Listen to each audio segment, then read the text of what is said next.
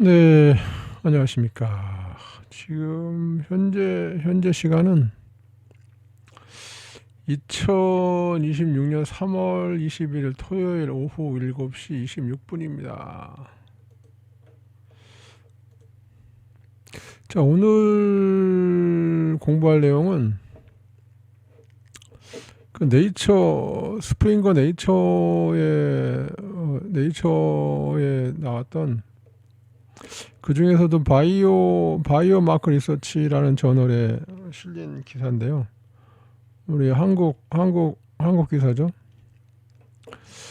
논문 제목이 백신을 맞고 1년 후에 암 위험 평가, 대규모 인구 집단 코호트 분석 이런 제목인데요.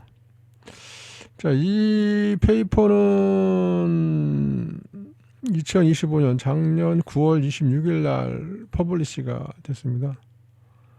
그래서 지금 이 논문이 바이오마커 리서치에 나왔다는 얘기죠. 저자는 김홍진 선생, 김민호 선생, 천은미 선생. 이 천은미는 이분은 이화여대 목동 서울병원에 계신 분이고, 이 김홍진님은 이 논문 제출 당시 수원 병무청 정형외과에서 근무하시던 분이고, 이 김민호님은 아마 이화여대 정보화 사업단에 있는 걸로 알고 있고요. 자, 이 논문이 지금 373KXS예요. 373K 뭐 100, 1000만, 10만, 37만 회가 조회가 된 거예요. 37만 회 논문이.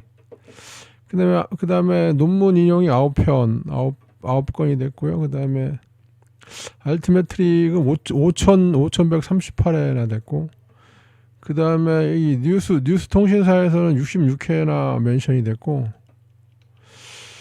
자, 그래서 이 논문이 관심을 많이 끄니까 이 한국에서 태클 거는 사람들이 많았었나 봐요. 그래서 지금 태클이 올라왔다는 기사고요. 자, 앱스트랙트를 볼까요? 자, 이 코로나 바이러스가 코브2 사스 바이러스, 예전에 코로나 훨씬 이전에 왜 사스, 메르스 뭐 그런 것들 있었잖아요. 그 전에 최초의 코브2 이 바이러스가 코비드 19이라는 질병을 일으킨 거죠. 그때하고 지금하고 제가 볼 때는 스파이크 프로테인이 아마 많이 누가 붙인 것 같아요. 아주 많이 수백 개를 붙인 것 같아요. 유전자 조작을 해서 많이 붙인 것 같아요. 자, 이게 바람성을 일으킬 거라고 이제 가설적으로 이제 제안이 돼 왔거든요. 근데 이제 그래가지고 이분들이 이 라지 스케일 대규모 인구 기반 레트로스펙티브 스터디를 한 거예요, 서울에서. 그래서 누적 발생률하고 암의 위험도를 평가를 한 거예요. 백신 맞은 1년 후에. 그래서 2021년부터 2023년 사이에 840만 명의 정보를 이제 취합을 해가지고 한국 국가건강보험공단 데이터베이스에서 자료를 취합을 한 거죠. 그래서 백신 맞은 그룹하고 안 맞은 그룹하고 이렇게 나눴죠. 그래서 여기서 사용한 암 위험 평가는 멀티베어러블 콕스 프로페셔널 해저드 모델이라고 다변수 콕스 비례 위험 모델 요 모델을 써서 암 위험도를 평가를 한 거죠. 그래서 이 데이터를 해저드 레이시오하고 95% 신뢰 구간으로 요 두 가지를 써서 요 두 가지가 핵심이죠. 그러니까 위험지수, 위험률하고 신뢰 구간, 요게 주요 팩트죠, 팩트. 자, 그래서 평가를 해보니까 이 갑상선암은 35%가 위험률, 위험하다. 위험 35%가 백신 맞은 그룹에서 더 암 발생 위험이 증가했다는 얘기죠. 35%가 위험하다는 얘기죠. 이때 신뢰 구간은 1.2에서 1.5. 그러니까 뭐 1을 통과하지 않았으니까 1을 넘었으니까 95% 신뢰도는 신뢰 구간은 믿을만 하죠. 그다음에 위암의 HR 지수는 1.335. 그러니까 33%가 더 위험하다는 거죠. 백신 맞은 그룹에서. 그러니까 대장암은 28%. 대장암은 28%. 그다음에 폐암은 53%. 53%. 왜냐하면 이 코비드 19 바이러스가 호흡기 증후군이잖아요. 호흡기 증후군 사스잖아요. 사스. Severe Acute Respiratory Syndrome 바이러스잖아요. 그러니까 호흡기 증후군 바이러스잖아요. 그러니까 이 폐암이 53%나 위험하다는 거죠. 위험도가 53%라는 얘기죠. 53% 증가했다는 얘기죠. 증가. 그죠? 있잖아요. 더 HR, HR이 뭐예요? 위험 비율이죠. 위험 비율. 해저드 레이시오. 위험 비율. 위험률. 그러니까 위험률이 위험 53%가 위험하다는 거죠. 이때 신뢰 구간은 1.2에서 1.84. 자, 유방암은 거의 20% 위험하고요. 20% 위험하고요. 맞은 그룹에서 여자분들이. 그다음에 전립선암은 이건 68.7%. 이게 이 전립선암이 제일 높네요. 이 코로나 초창기에 그런 얘기가 돌았어요. 이 코로나 바이러스가 생식기를 섬유화시킨다, 그런 얘기가 있었거든요. 근데 제가 볼 때는 이 백신이 이렇게 만든 거예요. 백신이 이 코로나 바이러스라기보다도 이 코로나 백신 결과적으로 이 데이터가, 이 통계 데이터가 이게 뭐예요? 백신을 맞은 후 1년이잖아. 백신을 맞은 후 백신을 맞은 후 1년이잖아요. 이 백신을 맞은 후 1년에 그런 위험이 발생했다는 거잖아요. 자, 백신을 맞은 후에 68.7%가 전립선암에 걸렸다고요. 전립선암에 걸렸다고. 이 통계학적으로 68.7%. 그러면 뭐 코로나 바이러스가 일으킨 게 아니고 백신 속에 있는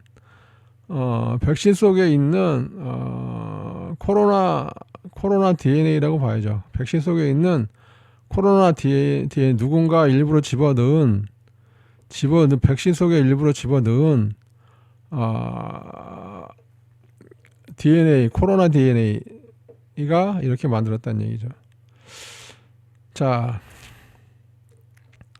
그래서 이런 암들이 유의미하게 증가했다는 거예요. 증가했다는 거죠. 증가했다. 1년 후에 백신 맞은 지 1년 후에 유의미하게 인크리즈드, 증가했다고요. 증가했다. 이렇게 가능성을 본 게 아니고 증가를 했다고. cDNA로만 봤을 때는 갑상선, 위암, 대장암, 폐암, 전립선암. 자, 이렇게 위험하고요. 이렇게 증가를 했고, 위험이 증가했다는 거예요. 이 과거형이잖아요. 어소시 관련이 있었다. 관계가 있었다는 거예요. 자, mRNA 백신은 역시 갑상선이 제일 먼저 나오잖아. 여기서도 갑상선이 먼저 나오고 여기서도 갑상선이 먼저 나오잖아. 왜 그랬겠어요? 갑상선이 뭐야? 바로 목구멍이잖아. 호흡할 때 이 갑상선을 제일 먼저 통과를 해야 되잖아요. 그죠? 자, 갑상선. 그 다음에 대장암, 폐암, 유방암. 유방암은 여기서도 걸리자. 여기서도 걸리고, 그 다음에 어디가, 뭐야. 어디였어? 여기 아닌가? 그리고 섞어서 맞았을 때, 헤테로로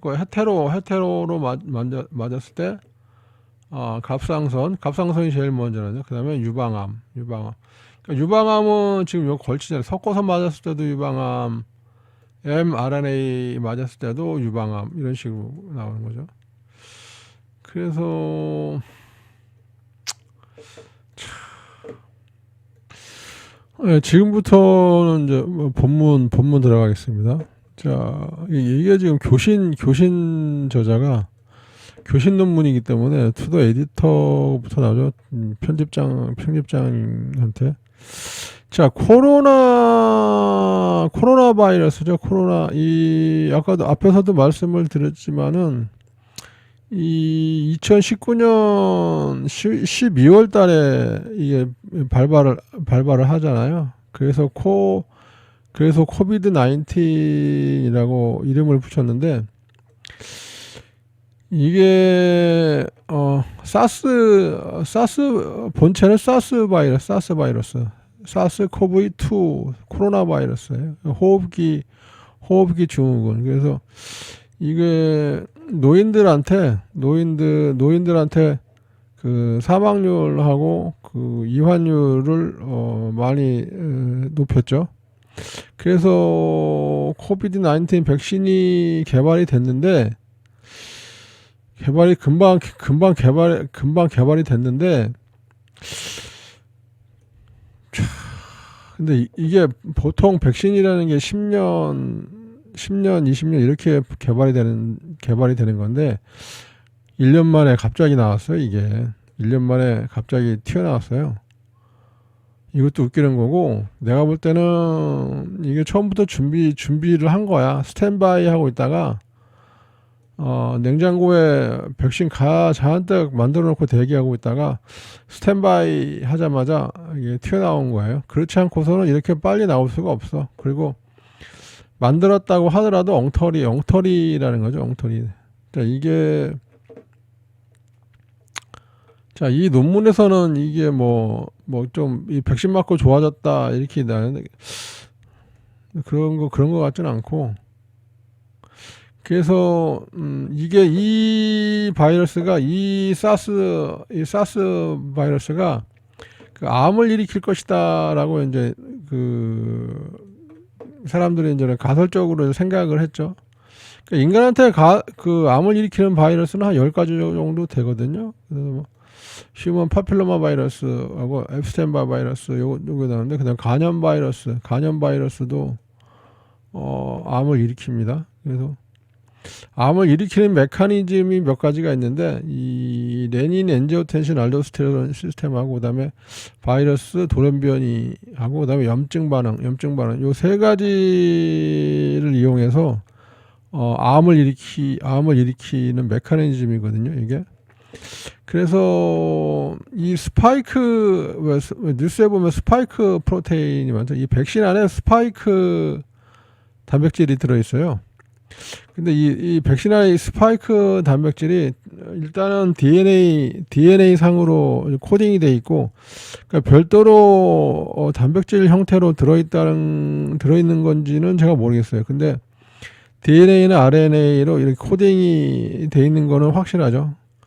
그런데 이 스파이크 단백질이 말 그대로 스파이크잖아요. 근데 이게 우리 몸 안으로 들어와서 우리 세포하고 융합이 되면 이게 DNA, RNA로 들어왔기 때문에 이게 우리 세포가 형질 전환이 돼 버려요. 그 감염된 세포는 형질 전환이 돼 버리는 거야. 그래서 그 세포는 살아 있는 동안은 계속 이 스파이크 단백질을 생산하는 거죠. 그러면 이 스파이크가 말 그대로 스파이크니까 세포를 찢어버리겠죠. 찢어버리고 막 혈관에 뭐 이렇게 막 쌓이면은 신근염, 심낭염, 염이잖아. 염증을 일으키는 염증, 신근염, 신낭염, 염증을 일으킨단 말이에요. 여기 있잖아. 인플로메이터리 캐스케이드, 염증 반응을 일으킨단 말이야. 그 염증 반응이 일어나면 이건 암이 될 수 있다는 얘기거든. 암을 만드는 데는 기본적으로 염증 반응이 염증 반응이 동반되거든요. 그래서 이거 자체만으로 스파이크 단백질 이거 자체만으로도 암을 일으킨다고 봐야죠. 그래서 이 저자들은 이 암을 일으킬 것이다, 암 위험이 있다라고 이 가설을 세운 거예요. 가설 뭐 괜히 뭐 근거 없이 가설을 세운 거 아니고, 이 사람들, 이 저자들도 엄청난 뭐 천재 수재들이기 때문에 다 알기 때문에 암을 일으킬 것이다 이렇게 해서. 그래서 이 사람들이 한 거는 어떻게 뭐 통계를 이용해 보자 그래가지고 그 인구 기반 그 레스트로스펙티브 스터디를 한 거예요. 그래서 한국에서 한국건강보험공단에서 이 그 데이터베이스에 접속해가지고 840만 명의 데이터를 확보를 한 거죠. 그래서 그 중에서 540만 명 정도는 이것저것 다 뭐 이렇게 통계에 영향을 미칠 수 있는 변수를 가진 사람들은 다 빼고 대략 300만 명을 추린 거예요.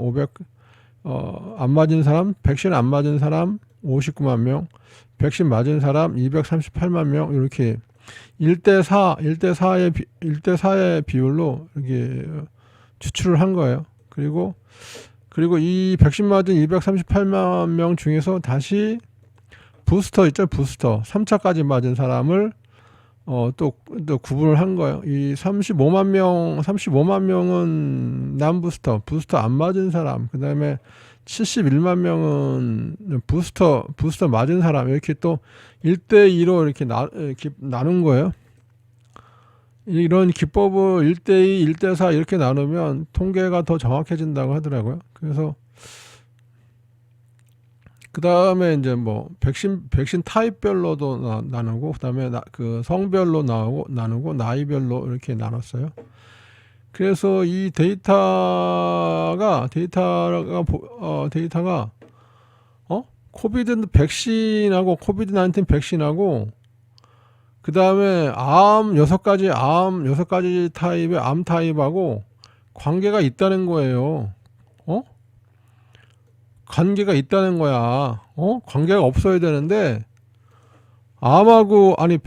백신 맞았다고 암이 생겼다는 거야. 쉽게 말해서. 코비드 19 백신하고 암하고는 상관이 없어야 되잖아요. 그죠? 암하고는 상관이 없어야 되는데 상관이 있다는 거야. 이 암 증가된 거하고 상관이 있다는 거예요. 여기 나왔잖아. 백신하고 그 증가된 암 위험하고 관계가 있다. 이게 말이 참. 자, 어떻게 관계가 있냐면, 갑상선 앞에서도 초록에서도 나왔지만 35%가 증가됐고, 통계상으로. 그 다음에 유암이 34%가 증가됐고, 대장암이 28%가 증가됐고, 폐암이 53%가 증가됐고, 유방암이 20%가 증가됐고, 그 다음에 전립선암이 69%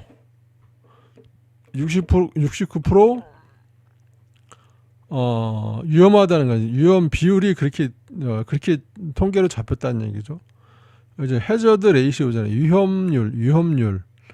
위험률이 그렇게 나왔다는 거예요. 위험률이.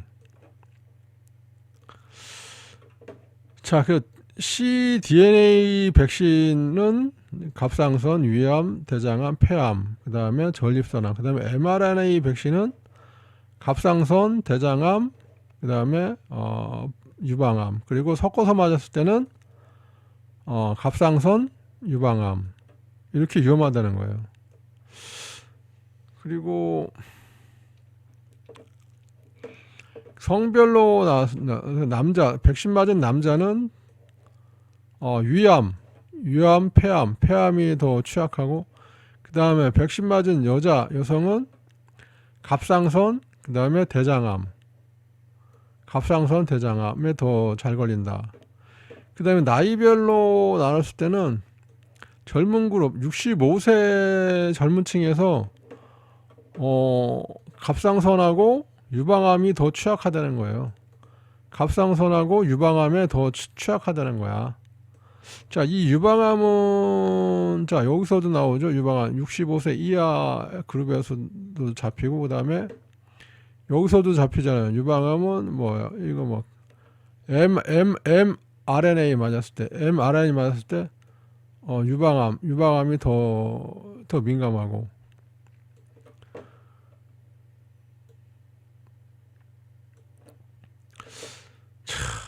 그 여기도 있잖아요. 여기도 유방암 있잖아요. 그죠? mRNA 백신. 너무 심각합니다. 그리고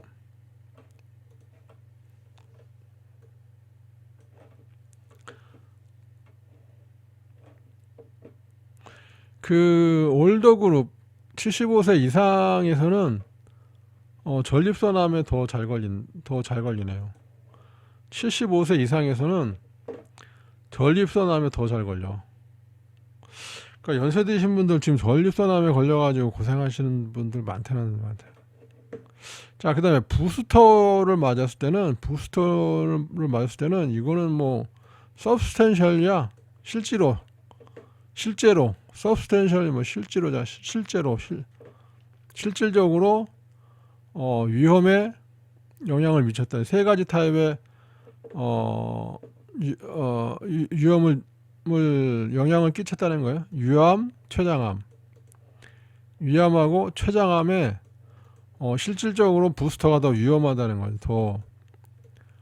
자, 표에서 볼 텐데 위암하고 췌장암이 더 실질적으로 더 위험하다. 백신 맞은 그룹에서. 이 사람들이 발견한 거는 뭐냐면 이 사람들이 발견한 거는 뭐냐면은 더 강조되는 거는 뭐냐면은 여러 가지 암 위험이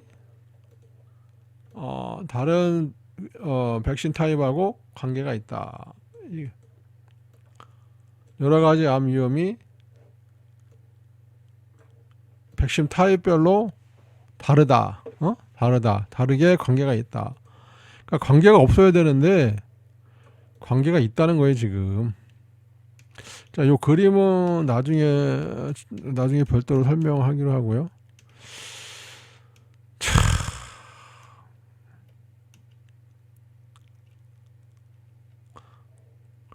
그래서 역학관계가 있다는 거예요. 역학관계가 뭐야?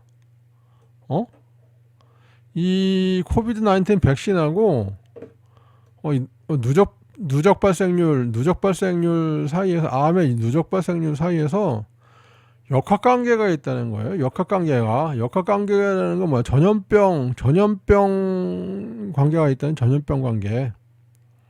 전염병의 관계가 있다는 거예요. 전염병. 그러니까 이게 뭐야? 코비드 19 백신이 얘가 전염병 역할을 했다는 거예요. 전염병 역할을 했다는 거예요. 이 코비드 19 백신이. 그러니까 저 안에 DNA가 들어있고 RNA가 들어있기 때문에 충분히 전염병 역할을 할 수밖에 없죠.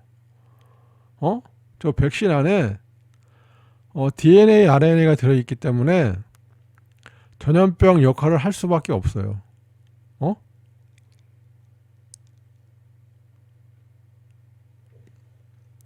이게 심각한 문제, 심각한 에피데미올로지가 역학관계가 있단 말이에요. 전염병적인 관계가 있다는 말이에요. 암하고. 그러니까 이 백신이 이 암을 전염병화 시켰다는, 전염병처럼 퍼뜨렸다, 그런 뜻이에요. 암을.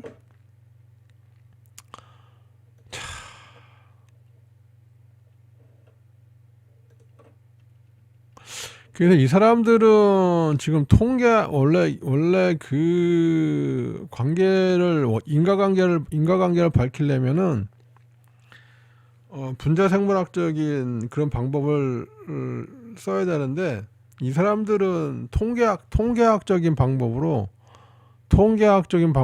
지금 관계를 밝혀낸 거예요. 통계학적인 방법으로. 음? 간접적으로나마 통계학적인 방법으로, 뭐 간접적이라고 해서 그 결과가 간접적이고 별로 없다는 게 아니고, 방법은 간접적인데 결과는 직접적이라는 거. 제 개인적인 생각은 결과는 확실하다는 거죠. 방법은 간접적인 방법을 썼는데 결과는 확실하다. 그래서 이거 염증 과다. 그러니까 코비드 19 백신을 맞았더니 염증이 과다하게 나왔다는 거예요. 이거는 암의 신호지, 암의 신호.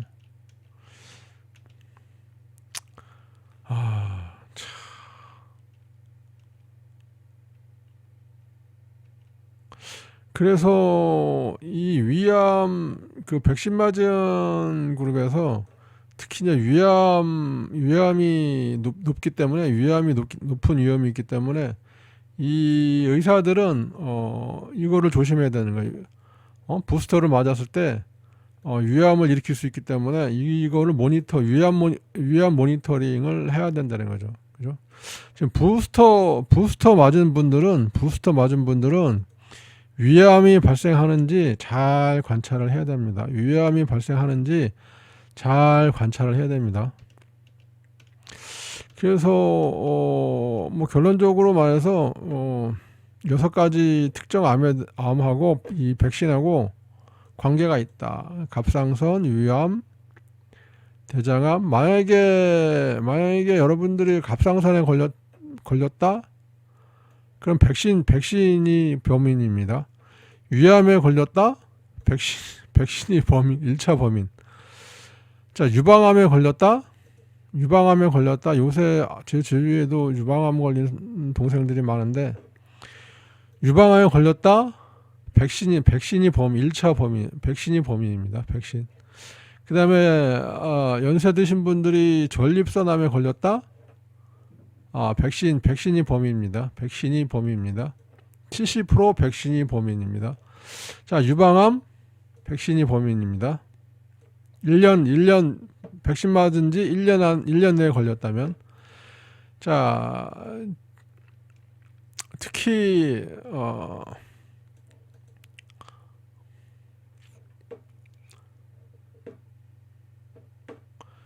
특히나 이 백신 맞고 암에 걸린 경우는 젊은 층 65세 이하에서 더 증가했다는 거예요. 이 백신 맞고 암에 걸릴 위험이 65세 이하에서 더 증가했다는 거예요. 젊은 층이 더 잘 걸린다는 거야. 이 갑상선암은 빼놓고.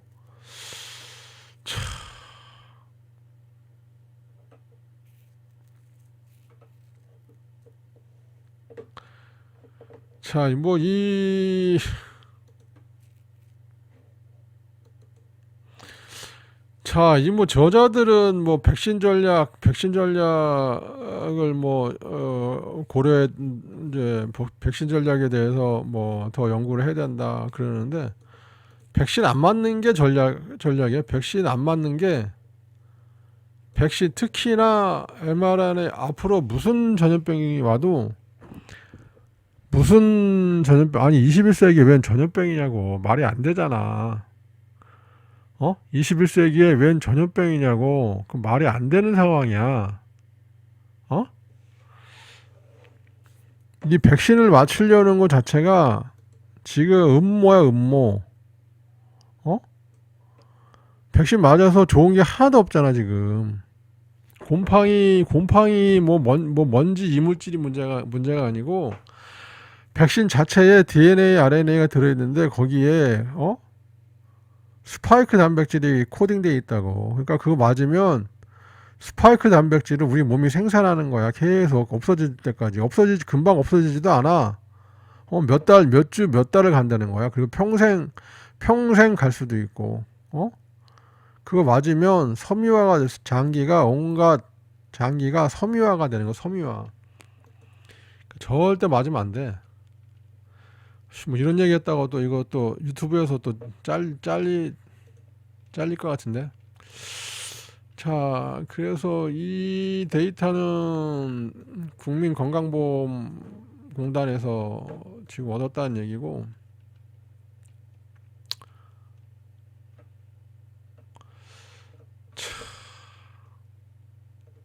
이건 뭐 레퍼런스고, 그 다음에 펀딩 어디서 돈 받고 이 논문 썼냐? 아니다. 없다요. 노잖아. 노. received no. specific grant. 어디서 돈 받은 데는 없다는 얘기야. 응?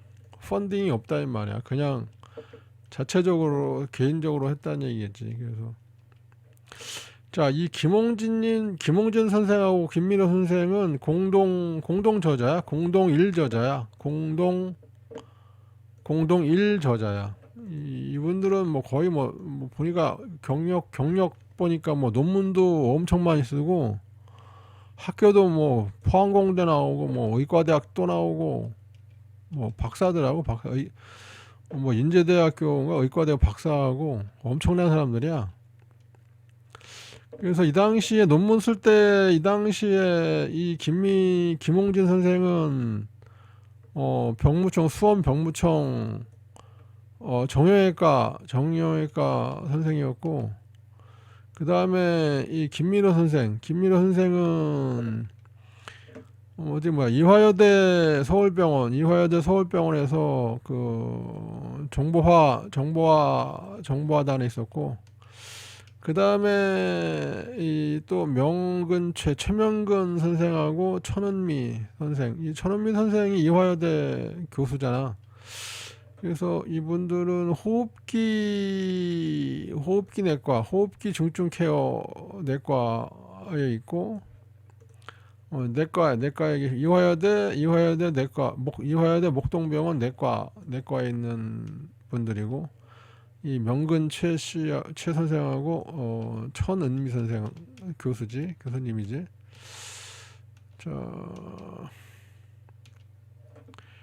자 교신 저자가 천은미 선생이라고 이메일 보낼 수도 있고. 자, 그래서 이거는 에시컬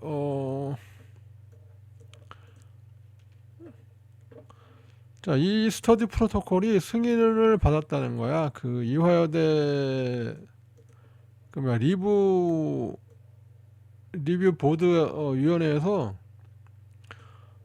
이 기관에서 승인을 받았다는 거야. 이 연구 프로토콜을 기관에서 승인을 받았다는 얘기야. 승인을 받고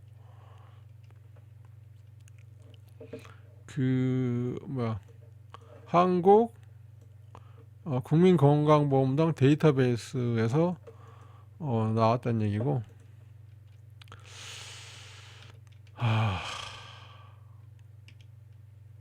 그래서 이 스프링거하고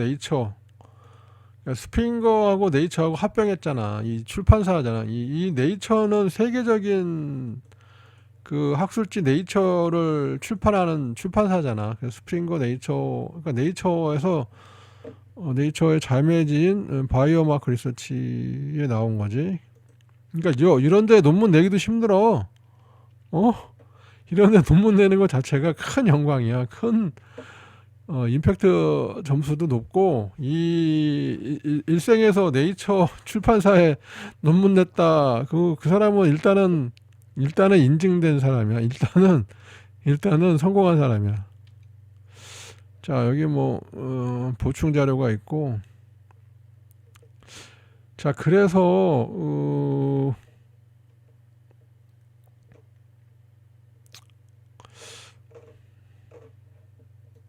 자, 지금부터는 요 표 그림을 좀 설명을 드릴게요. 자, 여기서 이 그림 A에서 보는 거는 그 여러 가지 막 지금 한 20가지 암을 다 조사를 했어. 뭐 루케미아부터 시작해가지고 뭐 미엘로마, 뭐 호치킨, 뭐 카포시육종, 멜라노마, 흑색종, 전립선, 고환암, 뭐 난소암, 뭐 자궁암, 뭐 자궁경부암, 뭐 유방암 다 조사했어. 뭐 한두 가지만 한 게 아니고. 자, 근데 이 중에서 의미가 있는 데이터는 요 그래프에서 빨간 선 있잖아요. 빨간 선 1.0이야. 만약에 HR 지수가 1이다 그러면 위험하지도 않고 뭐 좋지도 않고 똑같다는 얘기야.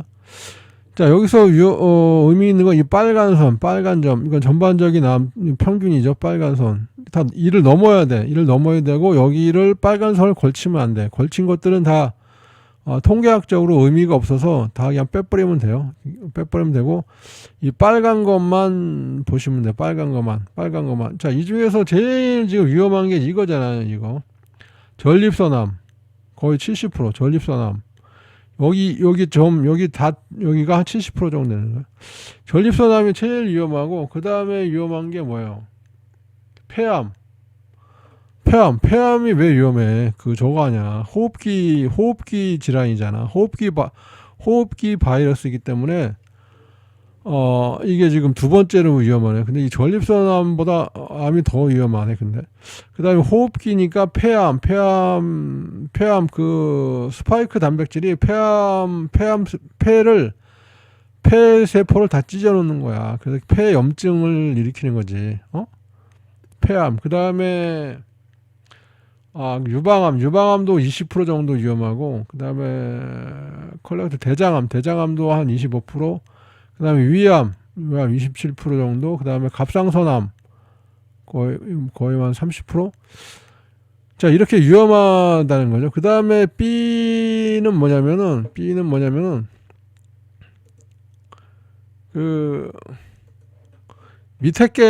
이 밑에 검은 줄이 백신 안 맞은 사람, 여기 점선이 백신 맞은 사람. 자, 이렇게 딱 봐도 1년 후에 딱 보니까 여기가 백신 맞은 사람들이 더 만 명당 발생이 더 많잖아요. 여기 45명, 여기는 33명? 그래서 대략 한 12명 정도가 차이가 나는 거예요. 12명 좀. 만 명당 12명이 차이가 나는 거예요. 자, 근데 만 명당 12명이라고 그랬잖아요. 만 명당 12명. 그러면 백신 맞은 사람이 4,400만이라도 4467인가? 4407인가? 잠깐만요. 그래서 여기 방금 알아보니까 2차까지 맞은 사람이 4,467만 명이라는 거예요. 자, 그러면은 곱하기 하니까 얼마예요? 53,604명이 암에 더 걸린 거지. 백신 맞고 이 통계가 맞다면, 이 통계 지금 제가 말한 여기 12명은 뭐 정확한 12명은 아니겠지만 대략 12명인데 보니까 이 계산이 맞다면 1년 동안 백신 맞고 53,604명이 암에 더 걸린 거예요. 보통 안 맞았을 때보다, 보통 평상시보다 53,000명, 대략 5만 명이 암에 더 걸린 거야. 그러니까 전염병이라고 하지. 53,604명이 더 걸린, 그러니까 전염병이지. 그러니까 이 저자들이 전염병 역학관계가 있다고 하잖아요. 이 백신하고 암 발생하고 역학관계가 있다고 하잖아요. 그러니까. 그 다음에 B하고 그 다음에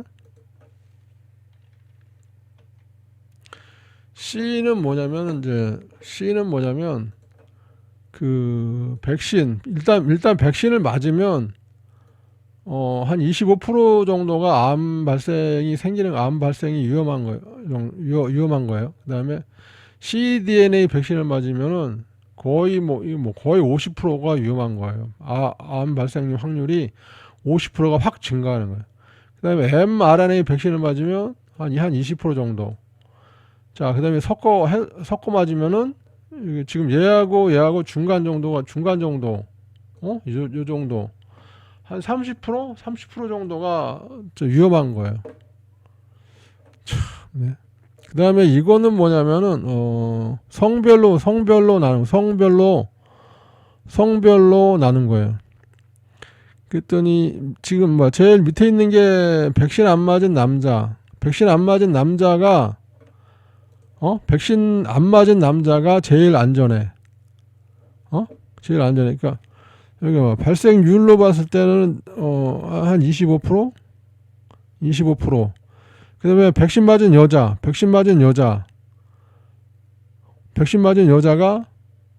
한 50% 정도, 50% 조금 안 될 것 같아요. 50%. 그러니까 절반의 절반. 그러니까 백신 맞은 여자가 안 맞은 남자보다 이게 지금 두 배 차이가 2배. 백신 안 맞은 남자는 암 발생률이 25% 정도 되고, 백신 맞은 여자는 발생 확률이 50%야. 그러니까 2배가 되는 거지, 2배. 그죠?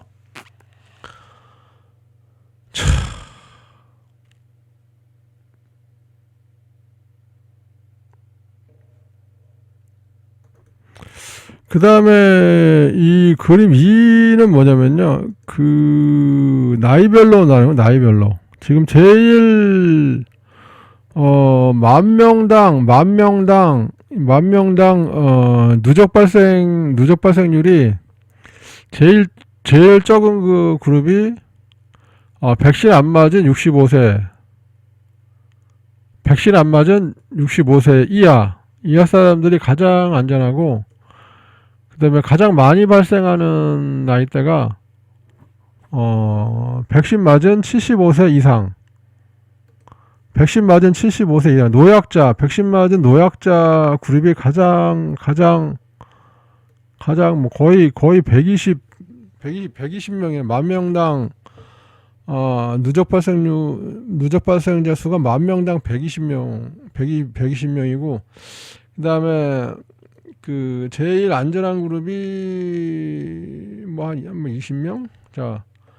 자, 여기가 제일, 백신 안 맞은 65세 이하 젊은 층.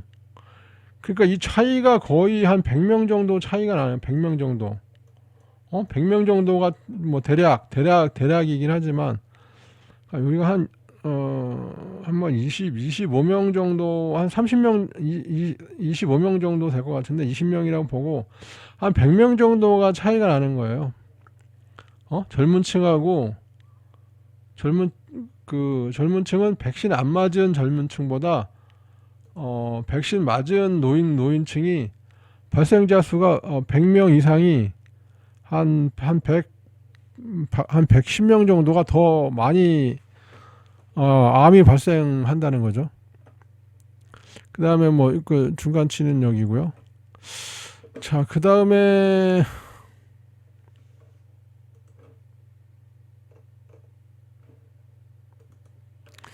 네, 지금 이 편은 뭐냐면은 부스터 3차를 맞았을 때는 또 어떤 암이 또 위험한가, 그걸 보는 거거든요. 여기서 이 표에서 의미 있는 거는,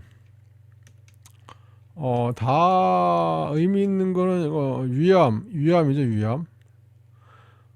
다른 거는 의미가 없고, 위암, 여기 볼드체 약간 색깔이 진하잖아요. 위암이 23%가 더 위험한 거예요.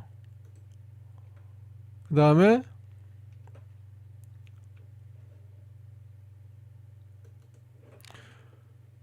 다음에 부스터를 맞았을 때 췌장암이 2.25배. 그러니까 절대로 이 췌장은 또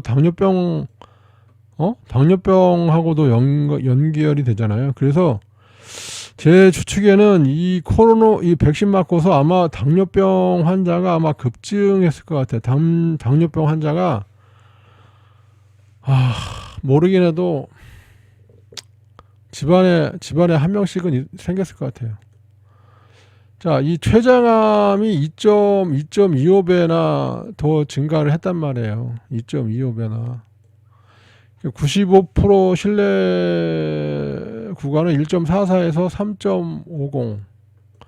그 다음에 P값은 0.00이죠. P값이 0.00이 이거는 엄청나게 신뢰할 만한 숫자죠. 그래서 이 3차 부스터 맞고서 췌장암 걸린 사람도 많을 테고, 췌장암이 안 걸렸다고 하더라도 당뇨병 환자가 아마 엄청나게 생겼을 겁니다. 자, 그 다음에 루케미아는 백혈병이잖아요. 백혈병인데, 자, 이것도 P값이 0.020으로 굉장히 신뢰할 만한 숫자거든요. 굉장히 신뢰할 만한 숫자인데, 이게 0.56이에요. 위험률이 0.56이에요. 0.56. 그러니까 0.56이니까 줄었다는 얘기. 위험률이, 이 백혈병은 오히려 증가한 게 아니고 얘는 줄었어. 0.56배예요. 0.56배. 그러니까는 44%가 위험률이 낮아졌다는 거예요. 44%가 위험률이 낮아졌다는 거예요. 그래서 이게 백신이 이 저자들이 뭐 백신이 너무 나쁘다 그렇게 일방적으로 나쁘다라고 이렇게 편견을 가지고 쓴 게 아니고, 편견을 가지고 썼다면 이 데이터는 빼거나 조작했을 게 아니에요. 근데 있는 그대로 보여주잖아요. 이 루케미아는 백혈병은 오히려 위험률이 낮아졌다. 그래서 그것도 P값이 0.020으로 굉장히 신뢰할 만하다. 그런 얘기죠. 그래서 백혈병 초창기에 코로나 보도가 나왔을 때 그런 얘기들이 있었어요. 뭐 백신을 맞았더니 일부 암이 좋아졌다. 뭐 그런 얘기도 있었거든요. 그러니까 그 보도가 엉터리는 아니죠. 그 보도를 이 연구 데이터가 신뢰를 주잖아요. 루케미아 같은 경우는 오히려 줄었다. 그죠? 그리고 다른 암들은 다 통계학적으로는 의미가 없어요. 3차 이 부스터에 관한. 왜냐하면 이 P값이 너무 높아요. P값이 너무 높아서 부스터에 대한 결과는 지금 의미가 있는 거는 위암. 그래서 위에 저자 천은미 교수가 그러잖아요. 위암 부스터를 맞았을 때는 위암이 생기는지 조심해라. 그런 말을 했거든요. 위에서. 그러니까 23%가 더 증가했죠. 근데 그것보다 더 위험한 게 이거 췌장암이에요. 췌장암. 부스터 맞고서 췌장암 이거를 더 걱정해야죠. 근데 이게 이 수치상으로는 이게 더 위험한데 왜 이 얘기는 안 하고 췌장암 얘기는 안 하고 위암을 더 조심하라고 그랬을까? 그건 좀 의문이네요. 자, 그래서 이렇게 데이터가 뭐 일부 이 태클 거는 이상한 사람들이 있는데 뭐 좀 신뢰하지 못할 것 같다 뭐 그런 얘기를 하는데, 제가 볼 때는 굉장히 꼼꼼하게 통계 조사를 한 거예요. 그러니까 통계 데이터베이스를 두셔서 굉장히 좋은 페이퍼를 낸 것 같아요. 자, 시간이 길어지는데 여기서 마치도록 하겠습니다.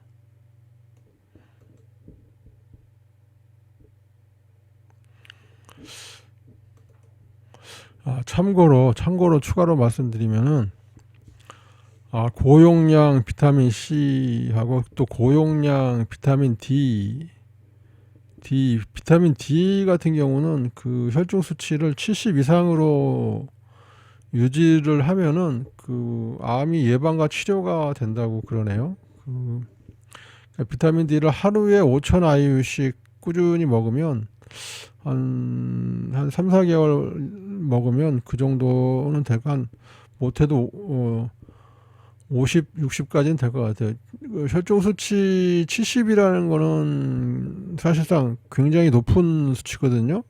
일반인들은 20도 안 되는 사람들이 엄청 많거든요. 보통 뭐 10 정도밖에 안 되는데, 비타민 D가 혈중 수치가 70이라는 거는, 비타민 D를 꽤 많이 먹어야 되고, 주사도 맞으면 좋고, 그리고 앞타민, 여기 유튜브에 보니까는 그 어떤 균형의학 하시는 분이 앞타민 C라는 게 있는데, 비타민을 압축했다는 뜻인가 봐요. 앞타민 C라는 게 있는데, 그거를 먹었더니 코로나 증상이 금방 하루 이틀 만에 좋아졌다. 그런 말씀을 하시더라고요. 근데 초창기에 앞타민 C가 그랬는데, 지금 나오는 앞타민 C는 그런 효과는 없는 것 같다 그러는데, 어쨌든 그거 대신에 뭐 고용량 비타민 C를 먹든가 하면 좋을 것 같아요. 주사로 맞으면 좋을 것 같아요.